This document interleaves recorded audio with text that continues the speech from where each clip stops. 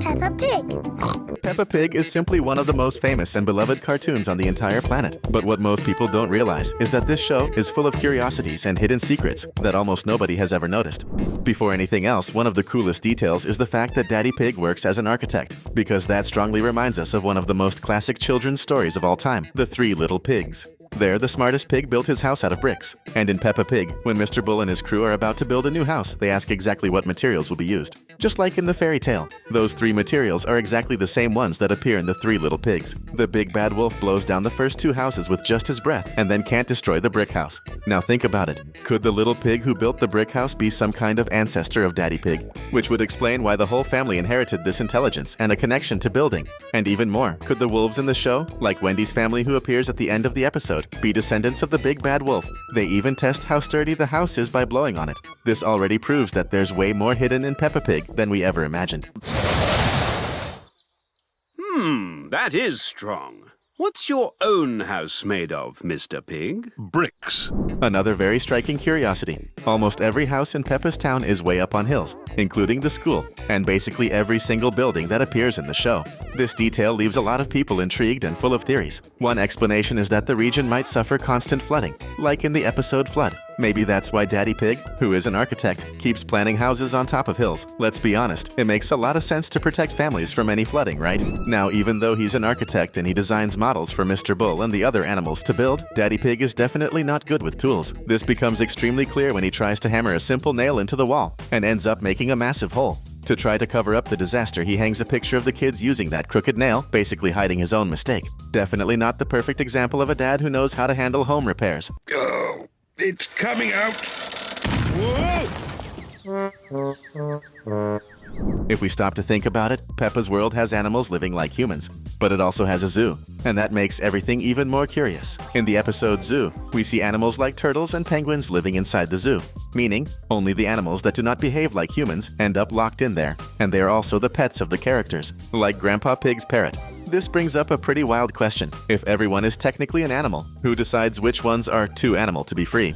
Since we're talking about this world full of animals, here they live like people with hospitals, doctors, and nurses. And some of these animals take care of other animals. Grandpa Pig, for example, has a pet parrot. The thing is, Dr. Bear, who treats Peppa when she's sick, wouldn't he also technically be a veterinarian since he only treats animals? Meanwhile, Dr. Hamster really does take care of little critters who don't have human behavior. So yeah, there's clearly a very curious social separation between animal people and animals. One really surprising thing in Peppa's universe is that it's not just animals living in society. Every now and then, actual humans show up, like the pirate and even Santa Claus making appearances in some episodes. And it doesn't stop there. The show also features living, talking, super aware fruits and vegetables. The best example is Mr. Potato and his team of super veggies, who even put on a Christmas show for the kids in town. So yeah, in this crazy Peppa world, literally anything can come to life and become a character. That makes everything way more curious and full of mysteries to catch in each episode. There's a super fun detail about the clocks in Peppa Pig that almost no one notices. Whenever a scene takes place in the morning, almost every single time the clock says 10 o'clock sharp,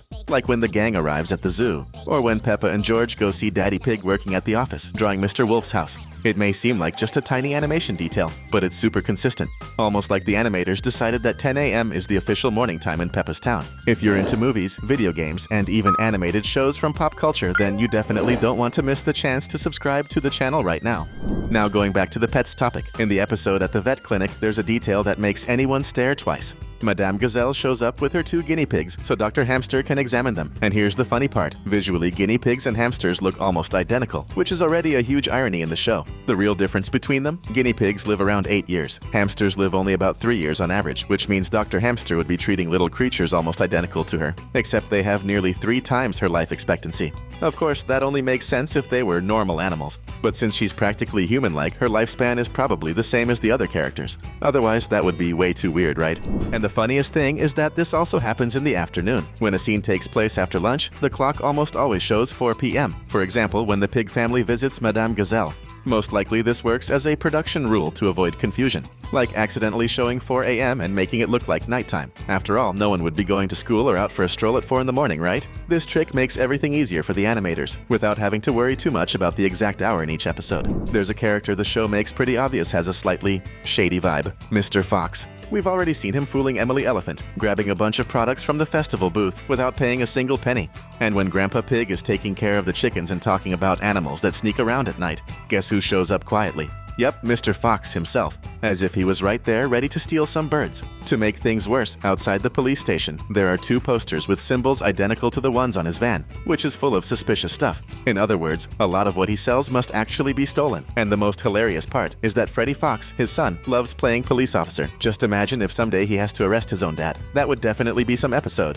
Like my chickens, and some animals eat at night. Like, oh, Mr. Fox. Hello, Grandpa Pig. Putting your chickens to bed, are you? Oh, yes. In the episode The Fire Engine, there's a detail that ends up being pretty strange and even a bit uncomfortable when you stop to think about it. Daddy Pig excitedly says he's meeting up with the dad's soccer team and that they're going to have a delicious barbecue after the match. But then comes the most bizarre part. Among the dads who are going to enjoy this big barbecue, there's a pig, Daddy Pig himself, and a bull, Mr. Bull. The big question that nobody wants to ask is, what exactly are they planning to grill? Because if a bull and a pig are at the barbecue, that might suggest something kinda cannibalistic. Can you imagine discovering that the soccer dads are predators of their own species? Definitely one of the creepiest and most curious moments in the whole show. And this brings up another really good question. Why does Mr. Bull play for the dad's soccer team if he doesn't have any kids attending Peppa's school? At least, there's never been any little bull there so far. Even worse, Mr. Bull is always standing by the school gates at pickup time, like he's used to picking someone up.